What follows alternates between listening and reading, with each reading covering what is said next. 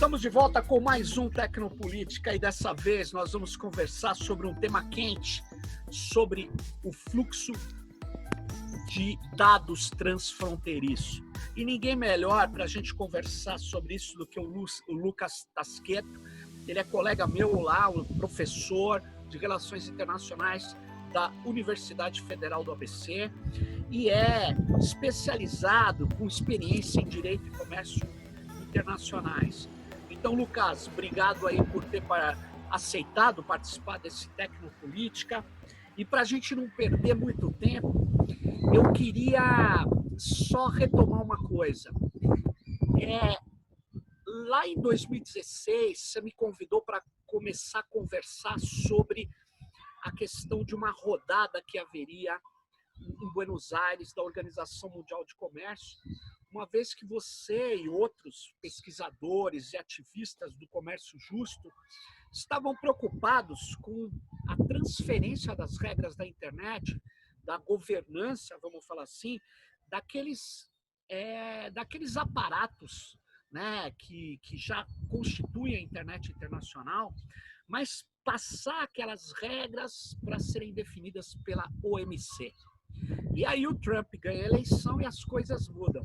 Eu queria, para a gente começar, até chegar no livre fluxo de dados, sim, a pressão atual, eu queria que você retomasse aquele período onde poderia ganhar Hillary Clinton, mas ganha Donald Trump, e aí as coisas se alteram. E aí? Perfeito. Primeiro, Serginho, te agradecer o convite, cara, grande satisfação de estar conversando contigo.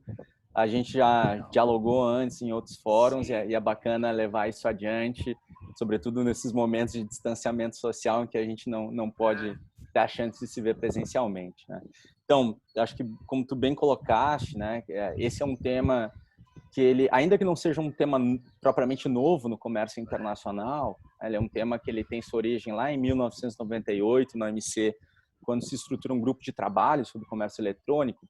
Esse momento em que a gente começa a conversar, em meados da preparação da Ministerial de Buenos Aires, a 11ª reunião ministerial da OMC, representava ali uma tentativa de retornar à Organização do Mundial do Comércio com a negociação de regras sobre comércio eletrônico. Esse campo do comércio eletrônico é um campo que acabou se desenvolvendo com muita força a partir dos anos 2000. De novo, ele não começa nos anos 2000, mas ele ganha tração a partir daí com os acordos regionais de comércio e aí encontra o seu ápice na segunda década, de 2000, a partir de 2010. Então, é um movimento de retorno à negociação de regras no campo multilateral. E a partir daí muita coisa se desenvolveu, né, Sérgio? Acho que é bom até a gente colocar o assunto em dia. Eu acho que tem duas questões primordiais. Tem um processo negocial hoje profundo, negociador profundo na OMC sobre um acordo plurilateral, né, sobre o comércio eletrônico. Então, era um acordo que ele começa a ser negociado lá em Davos. Sai uma declaração no início de 2019 de Davos. 76 países dão início à negociação. Hoje a gente tem um universo, deixa eu até conferir aqui que eu anotei em algum lugar, mas hoje nós temos um universo de 85 membros negociando. Então são 85 membros dos 164 membros da OMC, majoritariamente países desenvolvidos, mas também muitos países em desenvolvimento, em especial os países latino-americanos. Então esse é um contexto, a gente pode bater um papo sobre isso.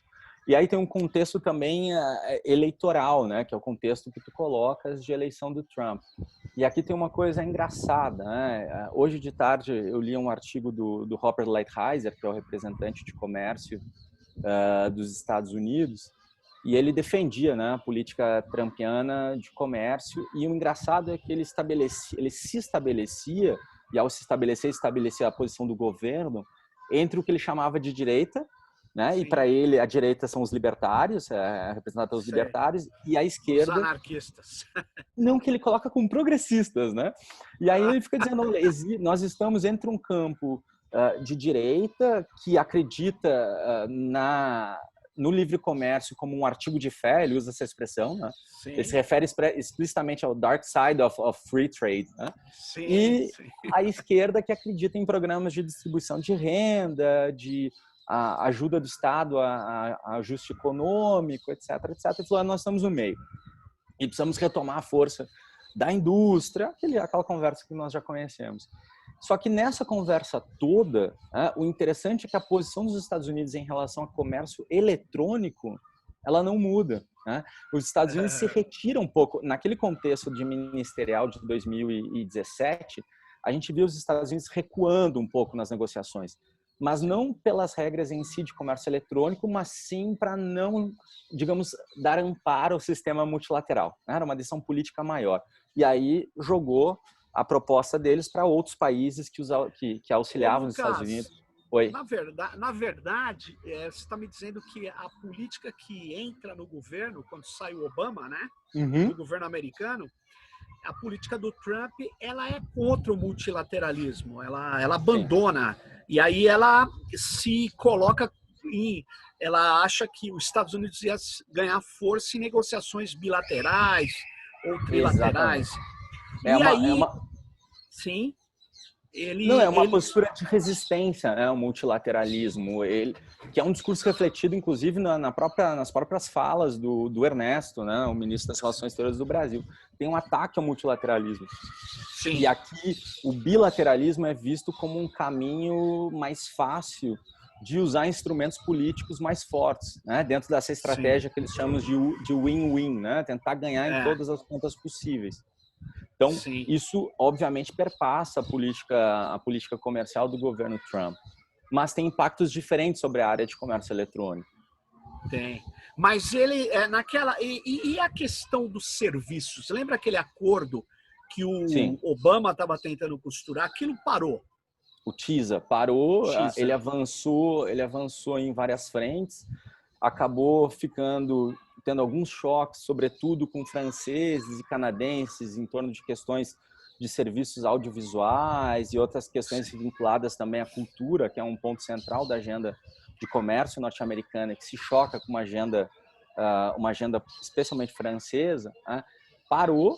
Nós temos hoje um processo de tentativa de retomada na OMC nos mesmos moldes, Serginho, das negociações sobre comércio eletrônico. Então, a tentativa de retomada da negociação de comércio e serviços via um acordo plurilateral na organização. Mas os Estados Unidos está participando dessa retomada ou não? Participando, sim. Eis a questão, né? Eis a questão. Então, os Estados Unidos, ele não se retira do multilateralismo comercial. Né? O que ele faz, ele reage.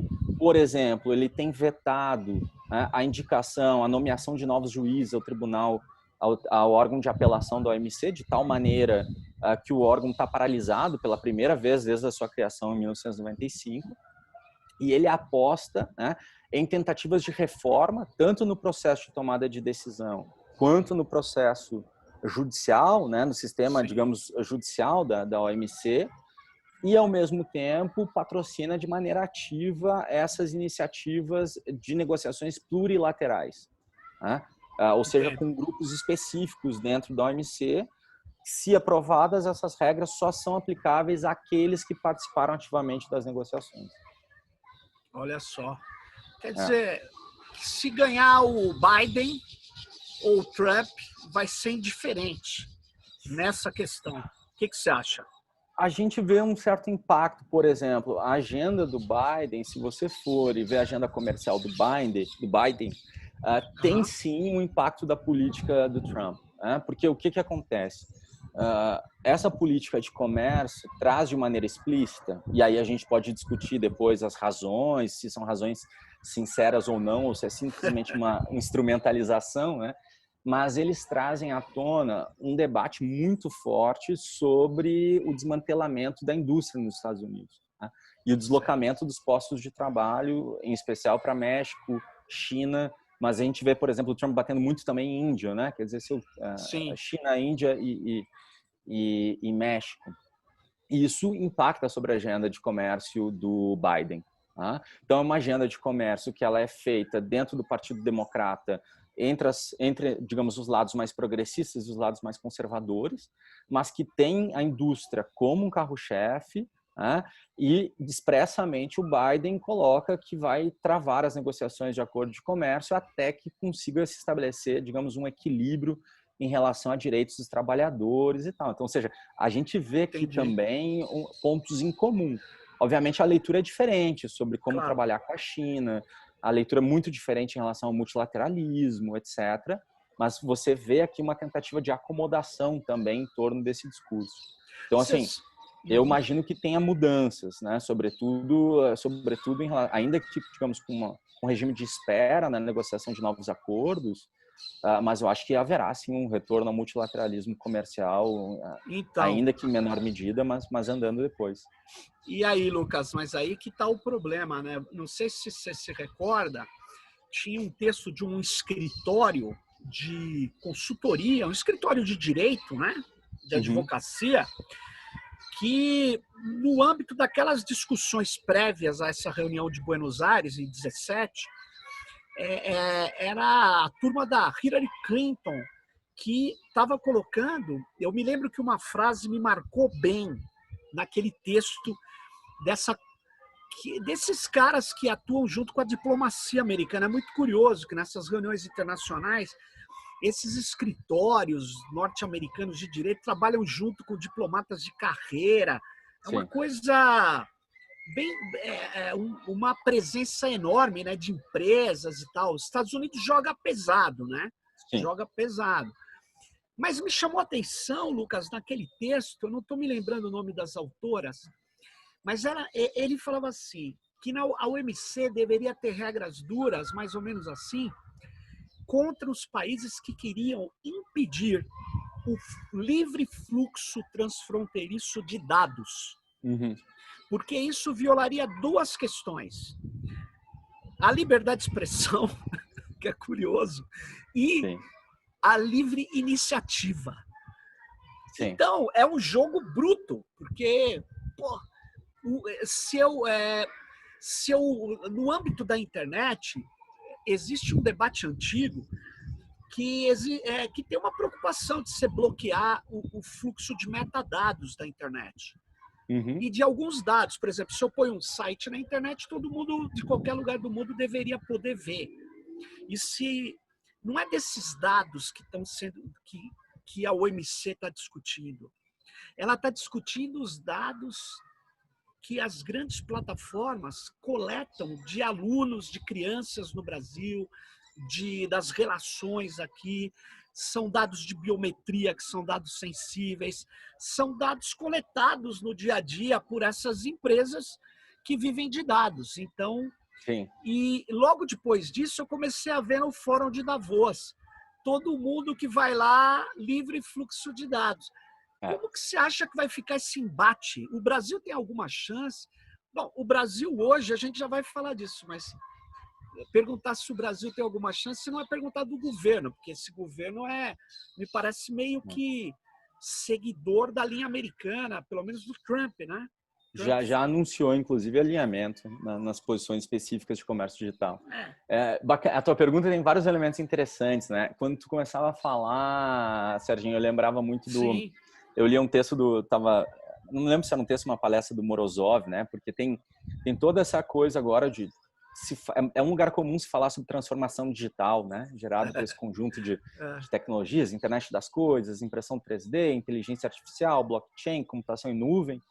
E atrás de tudo isso você tem a centralidade dos dados, né? Quer dizer, o dado hoje ele acaba se tornando um insumo mais importante para as atividades econômicas e também para as atividades governamentais. E eu lembro que o Morozov dizia, né? A noção de transformação digital hoje é o novo ajuste estrutural, né? Então todo mundo tem que se adaptar, né, a essa nova dinâmica, e aí se cria eu te falava antes, todo esse hype, né? Da negociação de novas regras, como se isso por si só gerasse um estopim para essa transformação digital, né? Quer dizer, a velha ideia liberal meio de trickle-down economics, né? Sim. Eu abro e naturalmente as coisas acontecem. E aqui eu acho que é interessante reiterar um elemento que tu já trouxe, quer dizer, tem uma estratégia por trás. E é uma estratégia de que quem trabalha ou trabalhou com propriedade intelectual já se deparou antes, né? Que a mudança de fórum, quer dizer, a gente chama de fórum shifting, né? A mudança de fórum da OMP para a OMC com o acordo TRIPS. Nossa, aqui tem uma estratégia deliberada. Aqui tem uma estratégia deliberada e se refere a esse lobby que tu acabas de mencionar, né? Então, existe aqui uma dinâmica de apropriação do regime de comércio sobre novos temas, tá? Alinhados a essa estratégia de forum shift. Então, assim, a gente acaba deslocando o processo de governança da internet, né? Há que se falar isso. Então, Sim. se repete um processo, que foi o mesmo processo que aconteceu com propriedade intelectual, que aconteceu com investimentos, serviços, na década de 90. E isso traz, obviamente, implicações para privacidade, segurança, inovação. Mas aí tu falavas dos Estados Unidos e do lobby. Eu acho que é interessante, e eu reitero esse elemento, isso não é teoria conspiratória, isso é devidamente mapeado e já refletido em vários trabalhos acadêmicos, né? Essa agenda de comércio eletrônico, tal qual a gente conhece hoje, então alguns autores vão chamar, Serginho, de agenda TPP ou agenda CPTPP, né? Aquela parceria transpacífica, porque, digamos, ali eu tenho um conjunto, né, mais profundo. Tinha até pouco tempo atrás, hoje é do USMCA, que é o novo NAFTA, né? Negociado pela gestão Trump, renegociado pela gestão Trump. Ali, digamos, eu tenho um mapa mais profundo, mais liberal de regras de comércio eletrônico, né? Esse mapa, esse conjunto de regras, ele é fruto da centralidade do comércio eletrônico na agenda de comércio internacional dos Estados Unidos, né? E aqui não é coincidência, aqui a gente pode falar desse fenômeno de portas giratórias, né? Quer dizer, essa proximidade entre setor privado e governo que tu acabaste de se referir, e que é interessante mencionar, o Google, desde 2017, é quem mais gasta em lobby nos Estados Unidos, no Congresso dos Estados Unidos, né? E esse conjunto de regras norte-americanas que foram consubstanciadas nos acordos mais profundos de comércio internacional são princípios que a gente chama de Digital 2.0, né? São princípios que foram formulados pelo escritório do representante de comércio dos Estados Unidos para as negociações de comércio eletrônico. E são princípios que refletiam as demandas do setor. E vejam só, né? Quem ocupava o posto de vice-representante de comércio no período de 2014 a 2017 nos Estados Unidos era o ex-presidente, o ex-executivo-chefe da BSA, da Business Software Alliance. Que teve 23 anos de experiência, né? 23 anos de experiência antes, dentro da BSA. Então, vejam, tem uma peraí, Lucas, ele ficou 23 anos na presidência? Ele ficou 23 anos na BSA, e aí sai da Business Software Alliance e vai para o USTR, para o escritório do representante de comércio dos Estados Unidos, no período de 2014 a 2017. Né? Que é esse período em que se desenha, que se leva à frente essa agenda mais agressiva de comércio eletrônico. Deixa eu só te falar uma curiosidade, só para contribuir com o que você está falando, mas é muito rápido. Você não perdeu o fio da meada, mas é o seguinte, eu estou fazendo um levantamento da discussão de inteligência artificial no Brasil, né? Um documento que foi colocado em consulta pública entre dezembro e fevereiro do ano passado, que é justamente onde os acadêmicos estão de férias, está todo mundo desmobilizado. Mas me chamou a atenção, teve pouquíssima participação, mas teve a participação de todas as operadoras de telecom do Brasil, as internacionais, as grandes, e teve participação, obviamente, Google, Facebook, as plataformas, e, obviamente, da Business Software Alliance. E deve ter tem duas empresas, duas associações brasileiras. São empresas estrangeiras falando como tem que ser. E no documento da Business Software Alliance, está escrito claramente duas coisas. Que também está escrito no do Google, que também está escrito no do Facebook. Está escrito em todas as grandes corporações norte-americanas, que é assim. Para que a inteligência artificial floresça, você não pode fazer duas coisas. Regular o seu uso ou o seu desenvolvimento. 2. Bloquear o fluxo transfronteiriço de dados. Está escrito assim. Aí você fala, bom, vamos ver os argumentos de sustentação disso. Os dois têm quase o mesmo argumento, que é assim. Ao fazer isso, ao bloquear o livre fluxo de dados, você impede a inovação e a criação de aplicativos. E isso atrapalha o país. Quer dizer, tem uma lacuna. Atrapalha o país e impede a criação de aplicativos. Ou quem cria? Eles. Imagina, porque se o livre fluxo de dados é bloqueado e eu deixo de criar aplicativos, seria aplicativos criados fora do Brasil, porque dentro do Brasil está garantido. Então, qual que é o problema? O problema é que não tem um argumento bom. Porque o argumento é o seguinte, nós vamos deixar de ter dados sobre a sua população. Eles não podem escrever dessa forma tão rude, mas eles escrevem, não vamos criar aplicações e aplicativos. Então, curioso. E a Business Software Alliance é a que está ali garantindo agora a bandeira deles no passado, na primeira gestão do governo Lula, a BSA, essa Business Software Alliance, a bandeira deles era contra o software livre no Brasil e agora é pelo livre fluxo de dados. Não, é a BSA e a gente tem documentos importantes também da Internet Association, né? Que cristalizam. Depois até a gente pode bater um papo na parte sobre o Brasil. Eu posso te passar o que a Internet Association lê como barreira ao comércio dentro da estrutura regulatória brasileira. Olha só! E aí você vai ver que essa é a questão, né?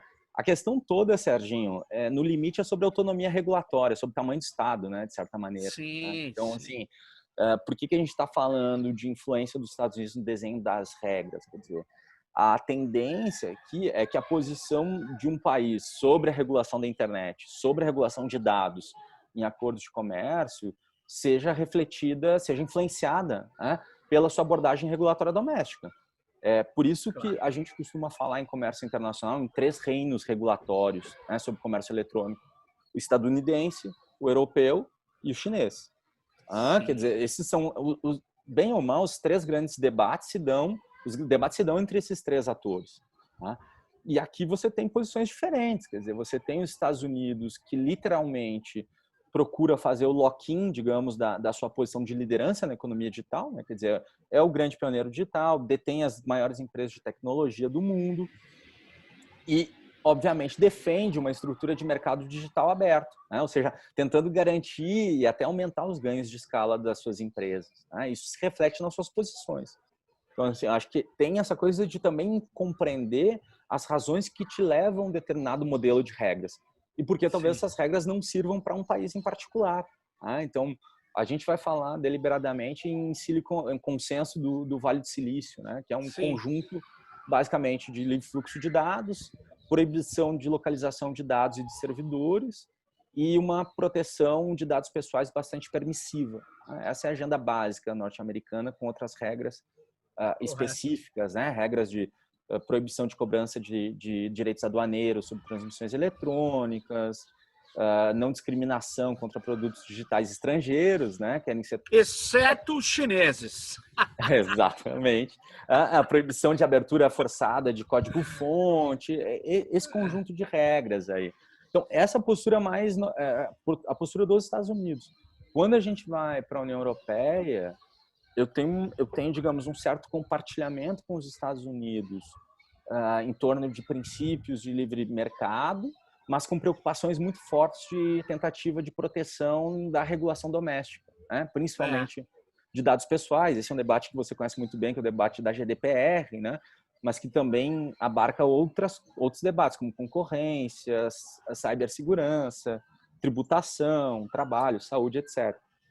E no caso, digamos, da estrutura regulatória chinesa, né, aqui a pegada é outra. Quer dizer, a China tem uma estrutura digital à parte, né? Quer dizer, empresas que foram construídas a partir de uma política industrial digital ativa, né? E essa aqui está a questão. Então, assim, a gente pode ler as regras dos Estados Unidos como regras mirando exatamente isso, né? Quer dizer, são regras que, se aplicadas, restringem as margens de ação dos estados, né, para políticas industriais digitais.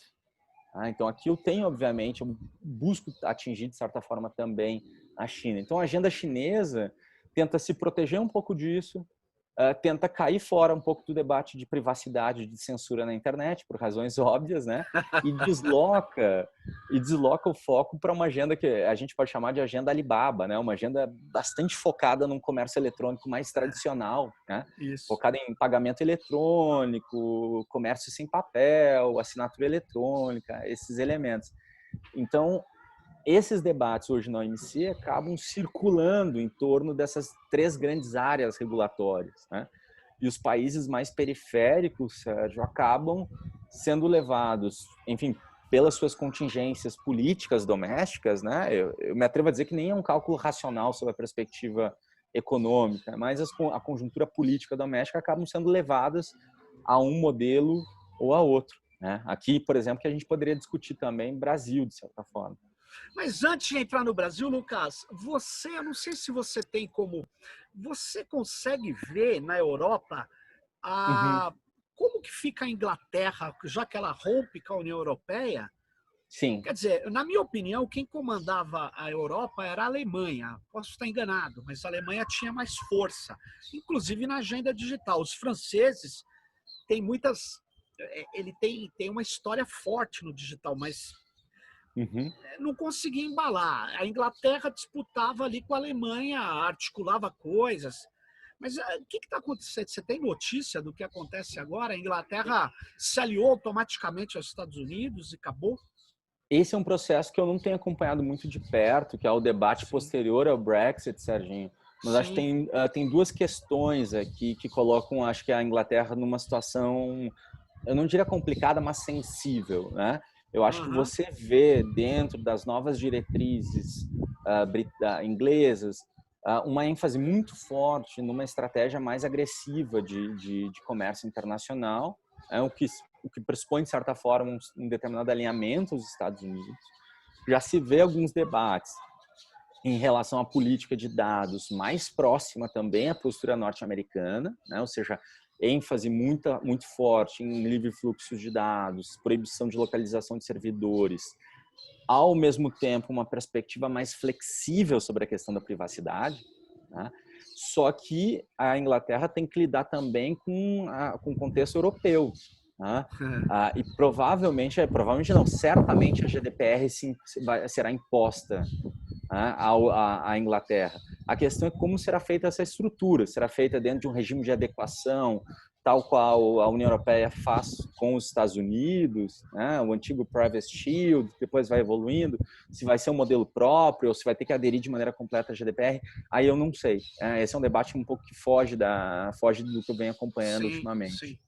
Não, legal. E no Brasil, o que você vê esse mundo desses 3 grandes blocos, os Sim. dados como um ativo cada vez de maior valor econômico, a internet, os caras querendo retomar essa ideia de jogar a sua governança, no caso de uma estrutura de Sim. comércio Sim. diretamente ligada ao comércio.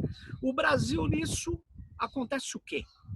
O que acontece? Cara, o que eu acho interessante é que assim, acho que tem diferentes maneiras, né, de reagir a isso. Então, quer dizer, acho que primeira coisa, quando a gente está trabalhando com esse tipo de regra, e ela não vem sozinha, como tu acabaste de colocar, você tem o debate sobre fluxo de dados, você tem a conexão com localização de servidores, debates maiores também sobre a não cobrança de direitos aduaneiros, que hoje é uma questão tributária central. Né? Quer dizer, a economia tem se digitalizado, vai se digitalizar muito mais, tem a questão da impressão 3D, e com isso os estados acabam perdendo capacidade de arrecadação. Né? Então, esse impacto é sentido muito mais forte, de maneira muito mais forte em países em desenvolvimento, países menos desenvolvidos, que não produzem essas tecnologias. Né? Produzem dados, mas não têm capacidade de tratar e processar esses dados domesticamente, exportam, claro. E também não consegue desenvolver essa indústria digital. Então, você tem impactos aqui que vão atingir não só a privacidade, mas vão atingir a questão de soberania de dados, soberania sobre os dados. Né? Esse é um aspecto central, por exemplo, para a Índia. Você tem segurança nacional, você tem proteção do consumidor, você tem aquilo que nós conversávamos, que é desenvolvimento, ou seja, a autonomia para políticas digitais para atingir objetivos de política industrial. E aí as soluções são distintas. Tá? Quer dizer, a gente vê, por exemplo, Índia e grupo africano não participando dessas negociações plurilaterais, né? Se colocando fora desse debate, ao menos na negociação de novas regras. A gente vê a China participando, mas tentando impor aqui uma postura mais restrita ao comércio eletrônico. E o Brasil aí sim o Brasil e outros países trabalhando, e eu posso aprofundar isso depois, com uma certa linguagem de exceções, né? Ou seja, eu participo e estabeleço exceções como as exceções fossem salvar todo o resto. Né? O que é interessante reiterar aqui? A partir do momento que você traz questões de governança da internet, de proteção de dados pessoais, para uma linguagem do comércio, tudo nesse campo vira potencialmente uma barreira ao comércio internacional. Essa é a grande sacada. E aí, por isso que os países colocam uma exceção para que os estados possam regular determinadas políticas com fins, né, de objetivos de política pública. O Brasil, no primeiro momento, o Brasil participa, quer dizer, naquele contexto que nós discutimos de 2017, o Brasil participava das negociações, né? Ou seja, participava, entregava documentos, trazia uma postura muito próxima, né? Digamos, tinha um input aqui do Marco Civil da Internet, tinha um input muito forte das negociações iniciais em torno da LGPD, né? Se via isso nas propostas, Serginho. Né? Então, você já via essa proximidade entre os dois campos. E aí, os anos vão se passando, é interessante também a gente acompanhar que tem diversas mudanças de governo nesse caminho. Né? Então, nós já pegamos aqui uma mudança de governo Dilma para governo Temer, depois de governo Temer para governo Bolsonaro. Isso impacta o desenho de comércio internacional e, consequentemente, impacta a posição do Brasil sobre regras de comércio eletrônico. Né? E nós vamos acompanhando ao longo desses anos. Se tu quiseres, a gente pode voltar até 2013, se a gente for lembrar de Snowden e de todo o protagonismo do Brasil naquele momento, quer dizer, temos a participação do Brasil no GF, a NET Mundial em 2014, Marco Civil, como eu falei, e os autores vão se referir ao Brasil naquele tempo como um país que conduzia um certo empreendedorismo normativo. Né? A gente vê o Brasil propondo regras, né, internacionais nesse campo da governança da internet. Isso impactou também a postura no comércio internacional naquele primeiro momento. Ali entre julho de 2016 e início de 2017. Então, o Brasil tinha naquele momento o que a gente poderia chamar de uma postura defensiva na negociação de novas regras de comércio eletrônico. Né? Uma postura mais cautelosa, tentando, digamos, trazer mais à tona essa normativa doméstica de governança da internet e de proteção de dados pessoais. E a postura que a gente tem agora, eu estou dando um salto muito grande, né? A postura agora, depois de mais de 9 documentos que o Brasil já apresentou desde o início das negociações até agora, hoje o Brasil tem uma postura muito próxima, né, da postura estadunidense. Né? E o Brasil fala deliberadamente, quer dizer, a gente tem declarações ao longo desse ano que vem do Ministério da Economia, tanto do secretário como de negociadores nessa área, que dão conta de uma postura, isso entre aspas, né, de uma postura ofensiva do Brasil nas negociações, de um papel de liderança. Né? E aqui eu reitero uma coisa, quer dizer, é um papel de liderança que não corresponde à capacidade do Brasil na economia digital. Né? Antes nós fizemos essa apresentação dos reinos regulatórios e como eles respondiam a um contexto específico. Esse não é o contexto do Brasil. Né? Esse não é o contexto do Brasil. O Brasil não é um grande exportador de bens e serviços por meio de comércio eletrônico. Acho que o Brasil tem alguns nichos, né? Quer dizer, exportação de software, o papel do mercado livre aqui dentro, né, dessa economia de plataforma, medicina diagnóstica, fintechs, mas assim, são nichos específicos. Exatamente. Pequena. Então, o Brasil... Ao contrário, o Brasil aqui está se tornando uma colônia de dados. Um território de extração. É um grande, né? Quer dizer, o Brasil tá sempre na liderança dos rankings em termos de usuários de redes sociais, do tempo de conexão de usuário às redes. Então, quer dizer, a gente tem uma tendência aqui de ser fornecedores de dados pessoais. Deixa eu só te falar, Lucas, no documento que você havia já falado, eu fiz um levantamento dessa questão das consultorias e os governos. E, por exemplo, o termo transformação digital nasce de consultorias e é expandido pelo mundo afora. Então, você vê programas de transformação digital muito parecidos da Austrália, Inglaterra, Brasil, países que não tem nada a ver um com o outro. Mas na estratégia de transformação digital brasileira, você fala, eles colocam lá, Lucas, quais são as vantagens comparativas do Brasil. Eles têm esse negócio do Davi Ricardo, vantagens comparativas. Quais são as vantagens comparativas? Sabe qual é a primeira delas? Está escrito agronegócio. Sim. Ou seja, eles montam um processo de digitalização para atividades primárias, cara, para vender ração para porco da China ou para bois da Austrália e dos Estados Unidos. É ridículo. E aí eles colocam outras coisas. São 5 vantagens. A quinta, eu me lembro bem, é um enorme mercado consumidor, que sob todos os aspectos, seja para extrair dados ou para comprar, é muito bom mesmo. Agora, eles não têm nenhum... Você pega o da Inglaterra e fala se destacar na automação, ou você pega da Finlândia, ir para ficar na ponta da robótica. Aqui não, cara. Aqui é agronegócio. Agronegócio. O chip em boi. Manja, o chip em boi.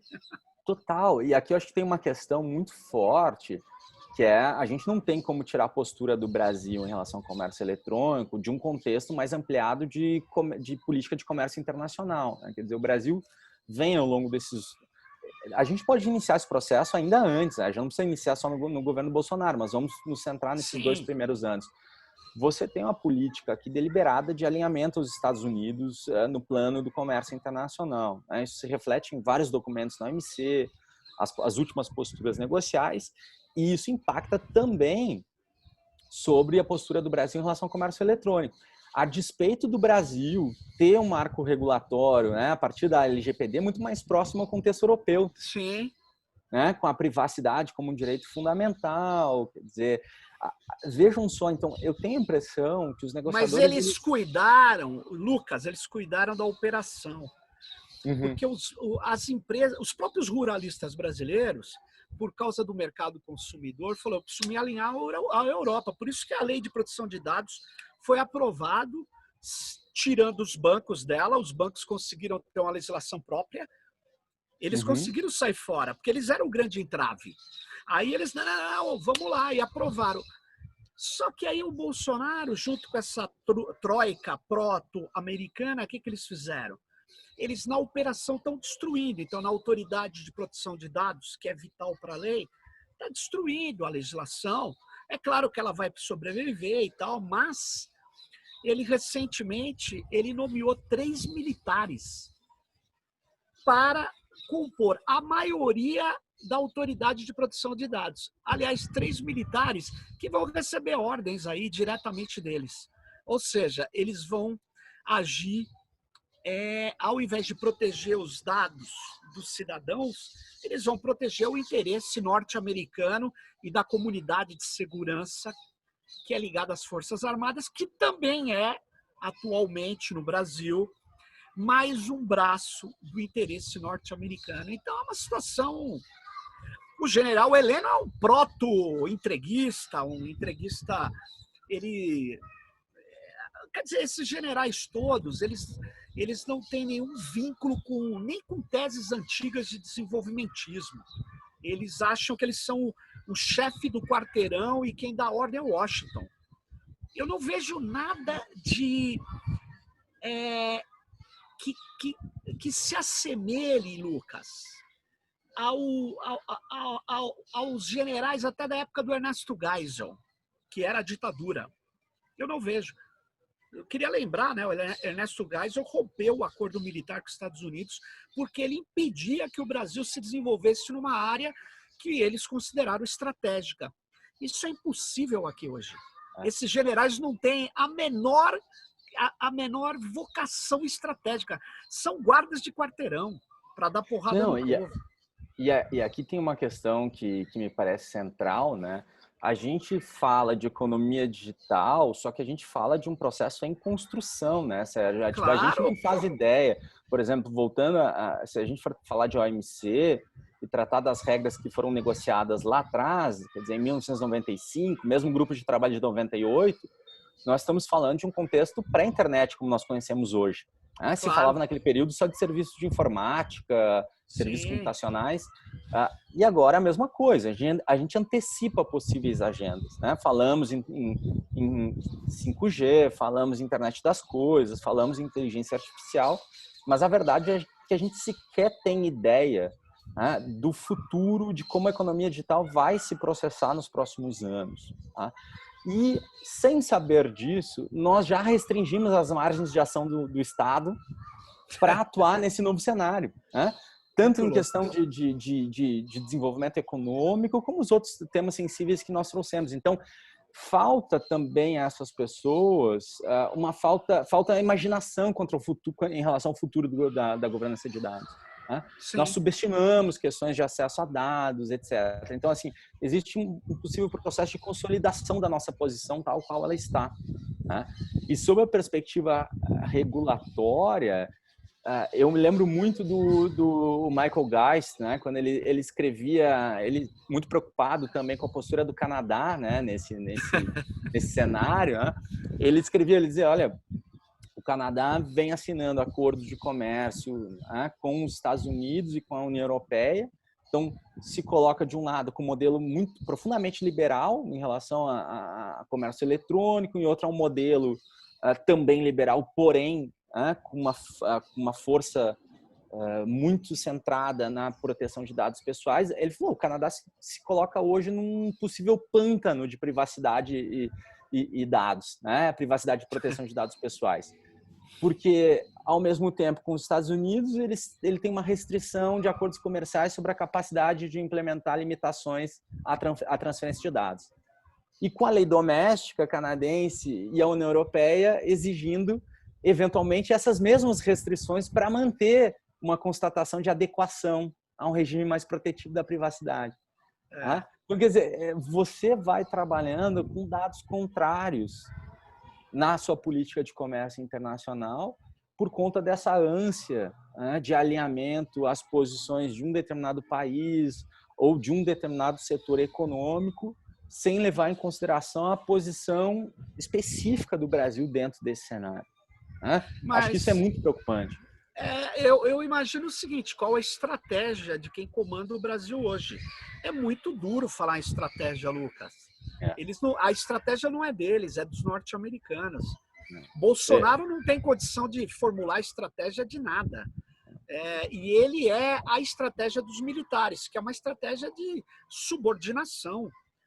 Para você ter uma ideia, nós estamos, essa imagem que você falou de ir para o pântano, nós estamos indo conscientemente para uma areia movediça, onde você poderia ter feito uma virada e ido para um terreno seco, um terreno mais duro, mas um terreno que você não vai se atolar e vai correr riscos absurdos. Eles não têm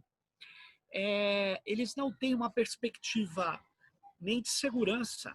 Todo o aparato do centro de ciberguerra foi montado pelos norte-americanos aqui. Uhum. E falar em ciberguerra, se você olhar os interesses do Brasil no mundo, das empresas brasileiras, dos ativos e da biodiversidade brasileira, quem pode nos colocar em risco não é a Rússia, nem o Irã, conforme falam alguns ideólogos deles. Quem nos coloca em risco são os Estados Unidos e talvez a China, se você não souber navegar, mas não militarmente. Quem coloca em risco militarmente é só os Estados Unidos.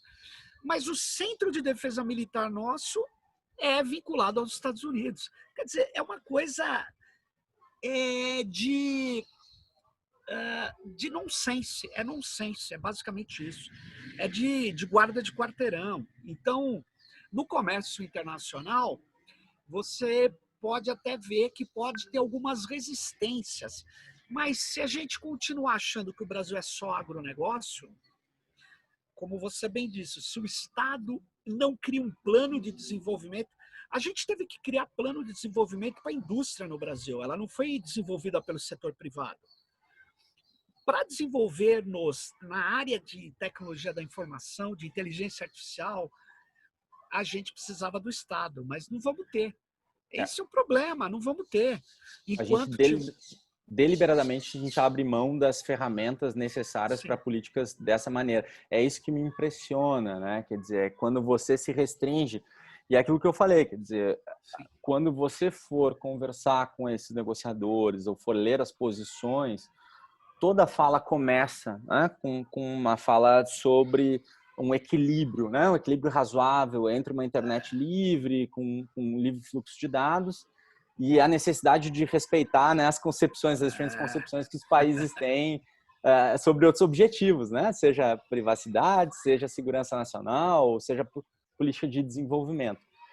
Só que o único gatilho que te permite escapar dessas amarras, desses instrumentos, né, de abertura, são as exceções previstas nesses acordos, que são exceções com resultados hoje muito limitados, Sérgio.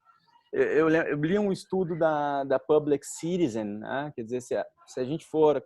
Não vou entrar aqui em terminologia específica de comércio internacional, mas nós temos algumas exceções em acordos de comércio para que os países possam, né, regular com fins de atingir um objetivo legítimo de política pública. Mas você precisa definir o que é um objetivo legítimo, né? E quem define é o próprio regime de comércio, né? Mediante uma série, digamos, de limites. A gente fala aqui de um teste de 4 passos, né? Então, ou seja, o que eu quero dizer, é uma medida muito restritiva.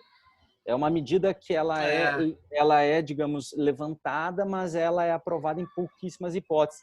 E esse estudo da Public Citizen mostrava que o uso desse modelo de exceções em acordo de comércio, que é tipo do artigo 20 do GATT, artigo 14 do GATT, essas medidas só foram empregadas com sucesso para defender uma medida restritiva ao comércio em uma de cada 40 tentativas.